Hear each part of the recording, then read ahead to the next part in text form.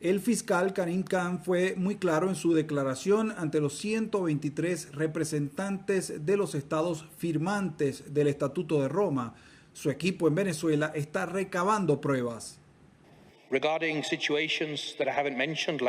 Venezuela, los equipos han estado trabajando con foco para acelerar sus actividades de recolección de pruebas con miras a establecer puntos de referencia y plazos concretos y claramente identificados basados en investigación, la incriminación y la exoneración de pruebas. Según el codirector de la ONG Acceso a la Justicia, Ali Daniels, la investigación nunca ha sido detenida y Khan podría solicitar en cualquier momento órdenes de aprehensión contra presuntos perpetradores de crímenes de lesa humanidad.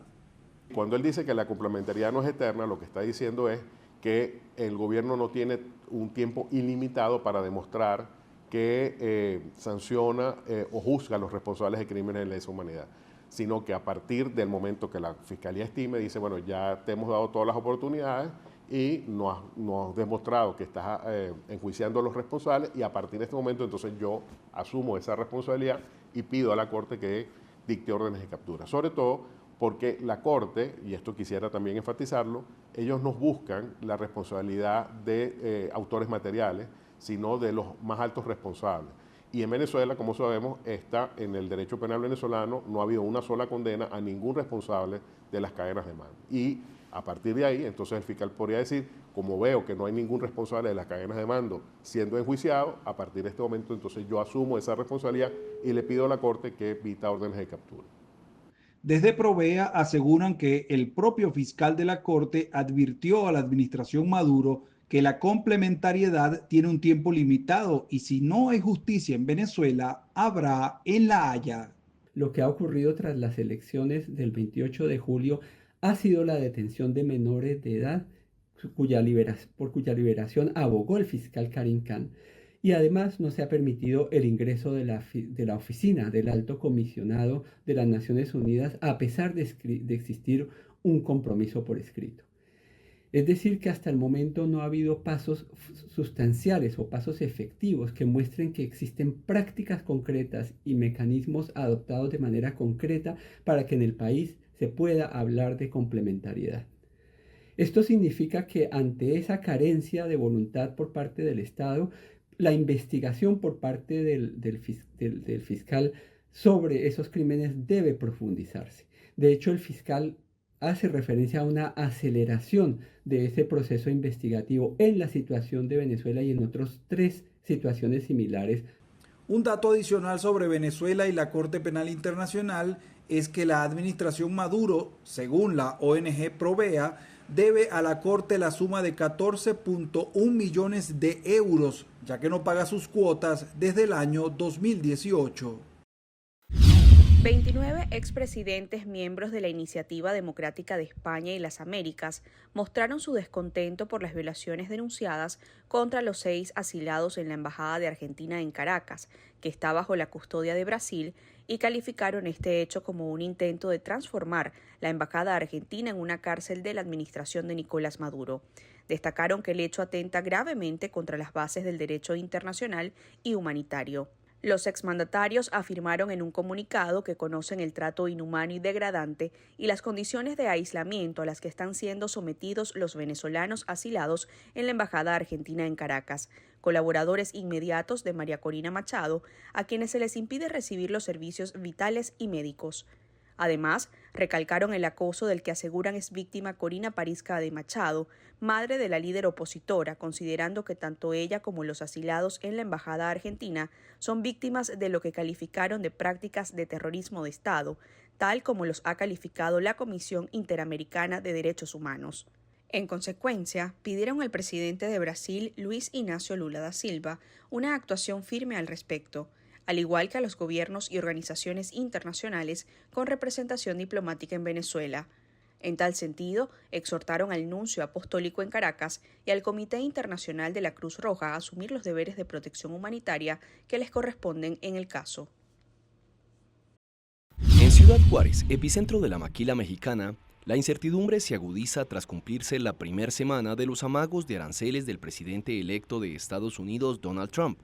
Datos de la Asociación de Maquiladoras y Exportadoras de Ciudad Juárez exponen que cerca del 70% de las exportaciones locales van al mercado estadounidense, lo que hace a la urbe fronteriza especialmente vulnerable a las restricciones comerciales. Así lo dijo la ex embajadora de México en Estados Unidos, Marta Bárcena. Pues la frontera sería la más afectada. Ya lo vemos con la pérdida de empleos, probablemente con cierre de fábricas, probablemente con costos inflacionarios elevados. Así que los principales interesados es toda la franja fronteriza en que no haya esta guerra comercial, sino que al contrario haya cooperación, como lo ha dicho la presidenta. Juárez acoge más de 300 maquiladoras que emplean a unas 300,000 personas para producir desde dispositivos médicos hasta autopartes. Trump sacudió la economía de la región al anunciar que una de sus primeras órdenes ejecutivas será imponer aranceles de 25% a todos los productos de México y Canadá hasta que se detenga la invasión de los migrantes ilegales y drogas, en particular el fentanilo. El economista Alejandro Sandoval Murillo, presidente del Instituto Mexicano de Ejecutivos de Finanzas en Juárez, explicó que esta decisión acarrearía problemas no solo para México, sino para Estados Unidos también. Las aranceles son un impuesto que se coloca para importar, afectando el precio del producto y haciéndolo menos competitivo ante alternativas existentes. La pregunta de imponer aranceles a México es si tienen alternativas a la producción mexicana, que obviamente no sea China, porque China es el principal problema, ¿no?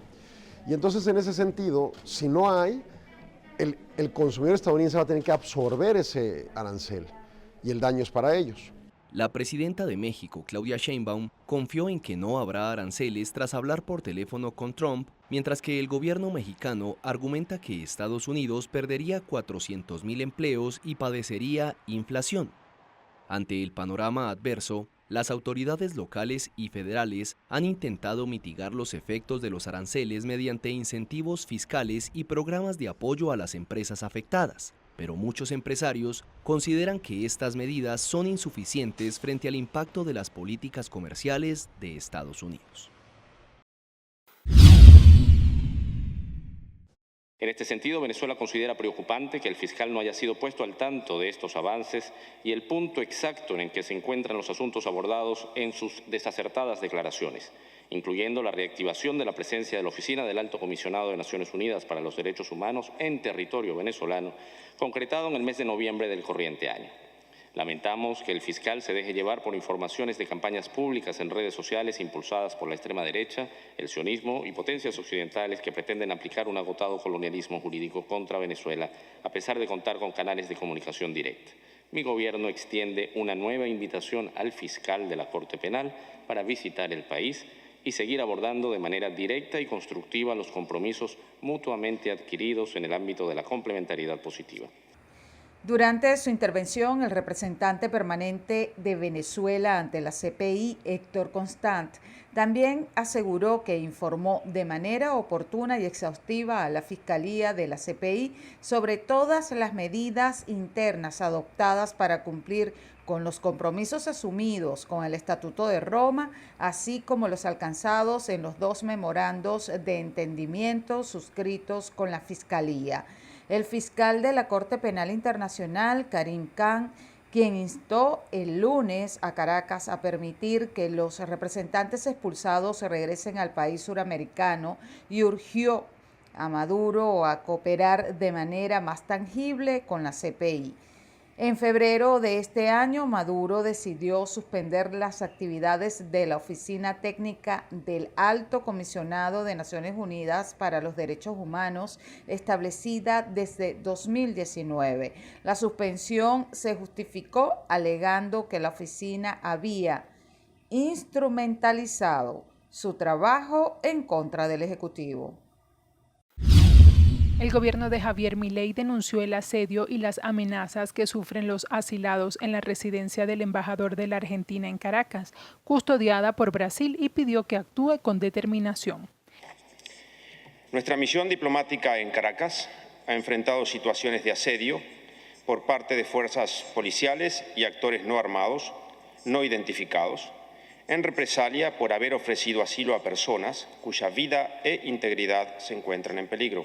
Es imperativo que se respete la inviolabilidad de nuestras misiones diplomáticas y que se otorgue de manera urgente los salvoconductos necesarios para garantizar una salida segura de los asilados. Exhortamos a esta Corte a actuar con determinación para asegurar que los responsables de estos crímenes sean llevados ante la justicia. La impunidad no solo perpetúa el sufrimiento de las víctimas, sino que también erosiona los fundamentos del orden jurídico internacional. Entre tanto, Panamá expresó preocupación por la demora en la investigación que lleva el fiscal de la Corte Penal Internacional por crímenes de lesa humanidad en Venezuela. La República de Panamá aprovecha esta Asamblea de Estados Partes del Estatuto de Roma para exteriorizar su preocupación por la injustificada demora en la tramitación del expediente sobre crímenes atroces cometidos y que siguen cometiéndose en Venezuela. Expresamos nuestro profundo desacuerdo por la lentitud de la investigación por el fiscal de la Corte, a pesar de las evidentes vulneraciones a los derechos humanos en Venezuela, especialmente a partir de la viciada elección presidencial del 28 de julio de 2024. Habiendo escuchado la intervención del fiscal en esta sala, le instamos a retomar el expediente y tramitarlo con la misma celeridad con que ha atendido otras situaciones.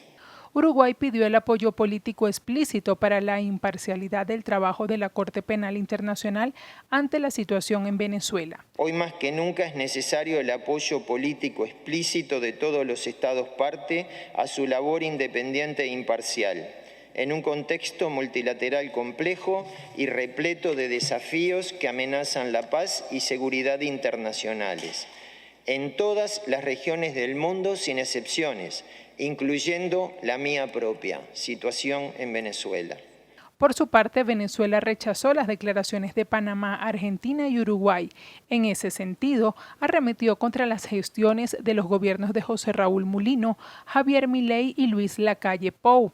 Con relación a Argentina, lamentamos que los discursos de los representantes del gobierno de Javier Milei insistan en esconder sus debilidades y sus crisis internas en ataques sin fundamento. Señora Presidenta, sobre Panamá, Venezuela lamenta que este país utilice esta tribuna para ser vocero de su amo del norte. Y esto lo decimos con fundamento. Panamá ha impuesto al menos 70 medidas coercitivas unilaterales contra Venezuela de forma írrita e ilegal. Asimismo, recordamos que el presidente panameño, José Raúl Mulino, convocó en agosto pasado, luego de una visita de la jefa militar estadounidense Laura Richardson, una fracasada cumbre regional con el interés de intervenir en los asuntos internos de Venezuela. En el caso de Uruguay tomamos nota y deploramos la intervención del gobierno saliente de ese país, al que invitamos a concentrarse en la transición intergubernamental que debe abrir espacios para evitar que Uruguay siga alineado con políticas intervencionistas y pueda concentrarse en garantizar las ingentes demandas sociales de su país. Entre tanto, Colombia ratificó su compromiso con la Corte Penal Internacional y el Estatuto de Roma, destacando la importancia de la justicia internacional para que no haya impunidad. En esta oportunidad, he querido hacer esta declaración personalmente ante esta honorable asamblea como una forma de dejar manifiesto el compromiso absoluto de Colombia con los valores y objetivos del Estatuto de Roma, así como su pleno respaldo a la independencia de la Corte Penal Internacional. La labor de la Corte es fundamental para prevenir la impunidad de los delitos más graves, que son de trascendencia para la comunidad internacional, y no en pocas ocasiones es la única esperanza de las víctimas para acceder a un sistema de justicia imparcial que pueda materializar sus legítimas aspiraciones en este sentido. Los rebeldes sirios avanzan hacia una ciudad clave. La coalición liderada por islamistas que lanzó una ofensiva relámpago en el noroeste se acerca a Hama, en el centro del país, donde las fuerzas gubernamentales intentan cerrarle el paso con el apoyo de la aviación rusa. El grupo Hayat Tahrir al-Sham y otras facciones ya han tomado el control de decenas de localidades y de una gran parte de Alepo, la segunda ciudad más importante del país. Por primera vez desde el inicio de la guerra civil en 2011, el régimen perdió totalmente el control de esta urbe, donde los rebeldes, incluidos grupos apoyados por Turquía, se han posicionado en la zona, con excepción de los sectores del norte habitados por kurdos. Según la ONG Observatorio Sirio de Derechos Humanos, los combates han dejado más de 500.000 de muertos desde el 27 de noviembre, entre ellos casi un centenar de civiles. La Oficina de la ONU para Asuntos Humanitarios indicó por su parte que decenas de miles de personas han sido desplazadas en las regiones de Idlib y del norte de Alepo, entre ellas miles de kurdos sirios. En la carretera entre Alepo y Raqqa, al norte de Siria, se han podido ver largas filas de automóviles, camionetas y motos, con familias que intentan escapar a zonas controladas por las fuerzas democráticas sirias dominadas por los kurdos. Hemos pasado los últimos 3 días en la carretera viajando hasta aquí, sentados al borde de la carretera sin leche para los niños, sin pan, nada de nada. Por si fuera poco, hemos soportado un miedo constante durante todo el viaje.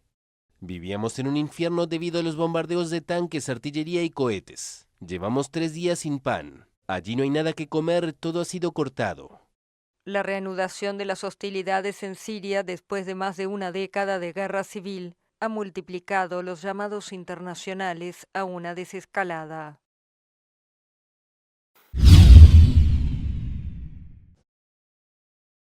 Según reportes de redes sociales, funcionarios del Estado habrían hostigado a los habitantes de las viviendas cercanas a la Embajada de Argentina en Caracas, que está bajo custodia de Brasil, en donde se encuentran asilados 6 miembros del movimiento político Vente Venezuela.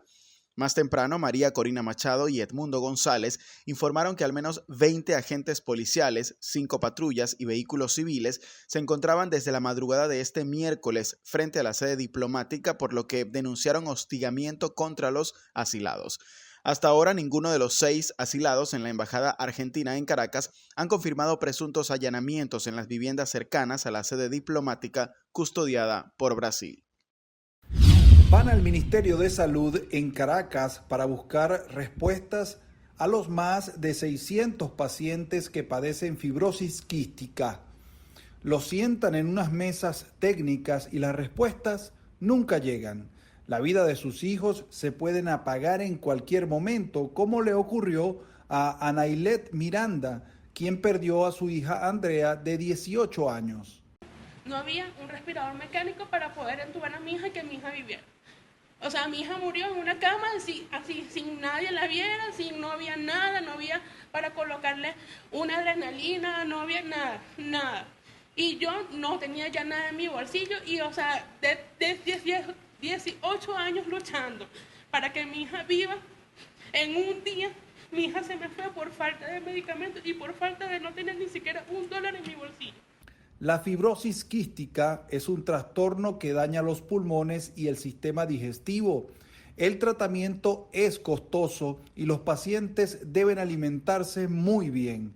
El Estado debería proveer los medicamentos a los niños y jóvenes venezolanos, pero desde hace 10 años hay fallas en la existencia de los mismos. Nuestros hijos tienen una sentencia de muerte en Venezuela sin medicamento. No, cuando en otros países celebran la llegada de los moduladores, que es, digamos, un pasito, o sea, una rayita más cerca a la cura, donde hay adultos FQ con sus familias, tienen hijos, hacen sus carreras universitarias. Aquí en Venezuela estamos luchando para que llegue una enzima, un salbutamol, que en otros países ya los pacientes no lo usan. En el año 2017 en la unidad de Carabobo perdimos 10 niños, nada más en la unidad de Carabobo. O sea, no te cuento Caracas, no te cuento Lara. Lara está desprotegido, no tiene unidad. La gente de Maracaibo, del Zulia, no tiene unidades. Nosotros a veces en el grupo tenemos que reunir dinero para que esos niños se trasladen a Caracas y puedan entrar a la JM de Los Ríos o el Algodonal para ser atendidos solamente en consulta. Y ahí inicia nuevamente un calvario. Entonces el niño no va a hospitalizarse, pero tú tienes que llevar inyectadora, yelco, alcohol, algodón. Hemos hecho y hemos asistido a los canales regulares, hemos llevado los oficios, hemos hecho mesas de trabajo, hemos hecho de todo. Pero cuando vemos en un país donde llegan carros de último modelo, cuando hacen fiestas todos los días, cuando qué sé yo, gastos exagerados. ¿Cómo es posible entonces que no hay la alternativa para nuestros hijos, que son 600 niños en 10 millones de habitantes, que usted no pueda cumplir con los medicamentos que ellos necesitan? Para nosotros eso es absurdo. Yo les puedo mostrar mi teléfono, mandándole mensajes al presidente Nicolás Maduro, les mando mensajes a la ministra, les mando mensajes a la representante de acá del ministerio, y dejan a uno en visto y me dice, ¿de qué unidad pertenece usted? Y le digo, a la de Carabobo. Y ahí queda el mensaje. Anailet Miranda empeñó hasta su casa para comprar los medicamentos. Igual, su hija murió. Otra de sus hijas está enferma. Los familiares reunidos en Secodap quieren que sus hijos pasen las Navidades con sus medicamentos para que todos puedan tener, como dice la administración Maduro, unas Navidades felices y completos en familia. El gobierno francés del conservador Michel Barnier cayó este miércoles en una moción de censura que reunió 331 votos procedentes de la izquierda y la extrema derecha. Bastaba con 288 3 meses después de su nombramiento para el cargo. El ex negociador de la Unión Europea para el Brexit, que contaba solo con el apoyo de la derecha tradicional, macronistas y centristas muy lejos de la mayoría absoluta, deberá ahora presentar la dimisión al presidente Emmanuel Macron y se convertirá en el más breve jefe del Ejecutivo desde la Segunda Guerra Mundial. Entre tanto, Barnier aseguró que Francia atraviesa una realidad difícil en términos económicos que no desaparecerá con una moción de censura. Así lo señaló en la Asamblea Nacional antes de que se votara por su destitución. ¿Por qué? ¿Por qué? ¿A dónde se lo llevan?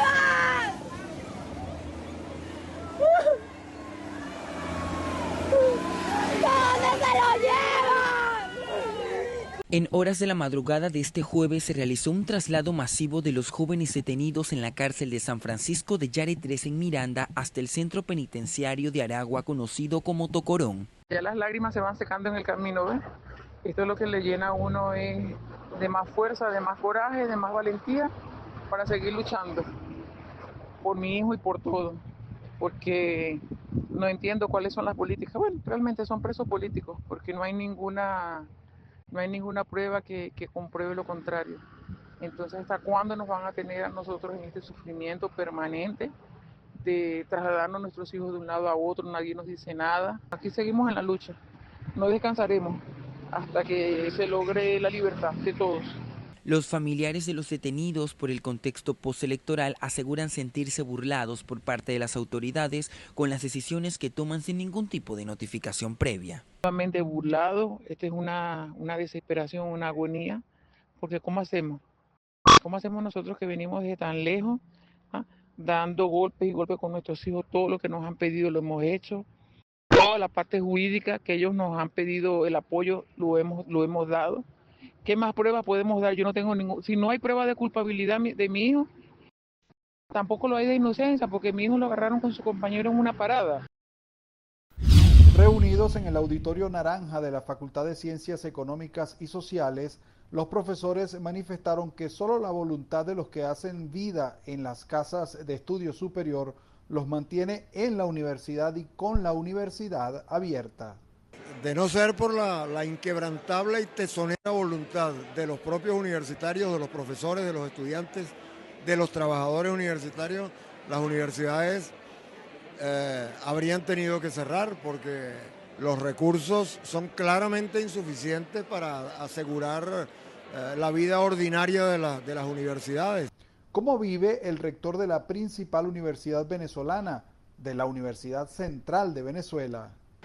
Bueno, yo vivo como todo el mundo aquí, asistido por las remesas de los familiares que están en el extranjero, desempeñando, ya no en mi caso porque el cargo no me lo permite, no me da tiempo para hacerlo, pero mi esposo sí, ayudándolos con ingresos suplementarios de otro origen, porque con el sueldo de los profesores universitarios ningún profesor puede vivir. Yo considero que es una situación que debe cesar no es compatible con la función y con la dignidad, con lo que representa socialmente la condición de profesor universitario, que los salarios tengan la insignificancia que tienen en este momento. Eso debe cambiar y los que están en la obligación de aportar los recursos deben entenderlo así. El propio Rago habló de lo que tiene en su nevera. Lo básico, lo indispensable para vivir y tratar de sortear las dificultades ya mencionadas. Es una situación dura. Hay que entender que además la comparten numerosos sectores de la administración pública también, que que explicablemente se han movilizado para luchar por sus reivindicaciones, por los derechos laborales y para reclamar un salario que les permita vivir de él, que es lo fundamental. El presidente de la Asociación de Profesores de la Universidad Central de Venezuela, José Gregorio Afonso, indicó que los salarios más bajos en la escala van entre 6 y 14 dólares, sin protección social y con un presupuesto insuficiente. Así celebraron el Día del Profesor. El epicentro del terremoto se registró a una profundidad de 10 kilómetros, a casi 100 kilómetros del suroeste de la localidad de Ferndale. Debido a las características del sismo, es posible que se produzcan tsunamis peligrosos en las costas situadas a menos de 300 kilómetros del epicentro del terremoto, informó el Centro de Alerta de Tsunamis del Servicio Meteorológico Nacional en Honolulu, Hawái. El alerta de tsunami fue emitido desde Davenport, en el norte de California, hasta la localidad de Douglas, en el sur del estado de Oregón. Amnistía Internacional acusó a Israel de genocidio contra los palestinos desde el inicio de la guerra en la Franja de Gaza. La Organización de Defensa de los Derechos Humanos asegura haber llegado a esa conclusión basándose en declaraciones consideradas de carácter genocida y deshumanizantes del gobierno israelí, así como en imágenes satelitales que documentan la destrucción del territorio palestino y en investigaciones en el terreno con los habitantes de Gaza entre el 7 de octubre de 2023 y julio de 2024. We looked at everything that needed to be considered. Hemos examinado todo lo que había que considerar y al final la única conclusión razonable que podía extraerse es que Israel pretendía y pretende cometer un genocidio. Puede hacerlo junto con sus objetivos militares, puede hacerlo además de borrar o deshacerse de Hamás. No hay absolutamente ninguna duda. Desde la letal incursión de milicianos de Hamás en el sur de Israel el 7 de octubre de 2023, que desencadenó la guerra en la Franja de Gaza, Israel sostiene que el objetivo de su ofensiva es erradicar al movimiento islamista Hamás en el poder en el territorio palestino. Israel calificó el informe como totalmente falso y se refirió a Amnistía Internacional como una organización deplorable y fanática. Por su parte, la autoridad palestina recibió el informe con satisfacción y señaló que Amnistía Internacional es una organización global creíble que basa sus informes en la evidencia.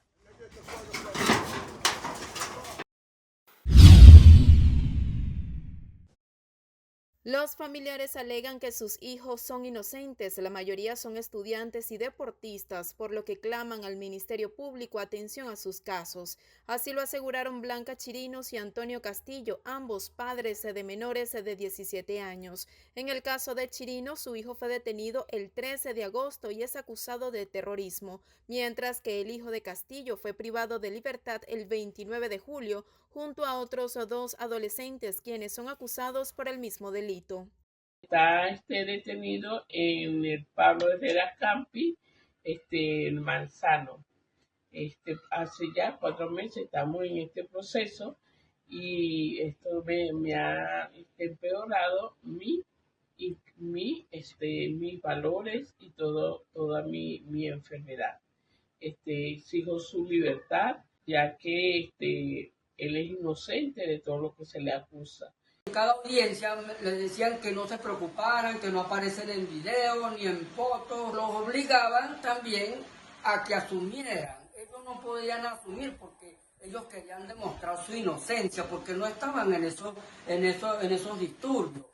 Entonces ellos se llenan de ilusiones, cuando le dicen que sí, van a salir en libertad. ¿Qué pasa? Ahora cuando ya no supo esta audiencia que hubo el martes, no se llegó a nada. Glisbelis Vázquez, madre de un adolescente detenido, también se sumó a la petición del grupo de padres y representantes quienes han decidido alzar su voz por los 5 menores que actualmente se encuentran en el retén de El Manzano.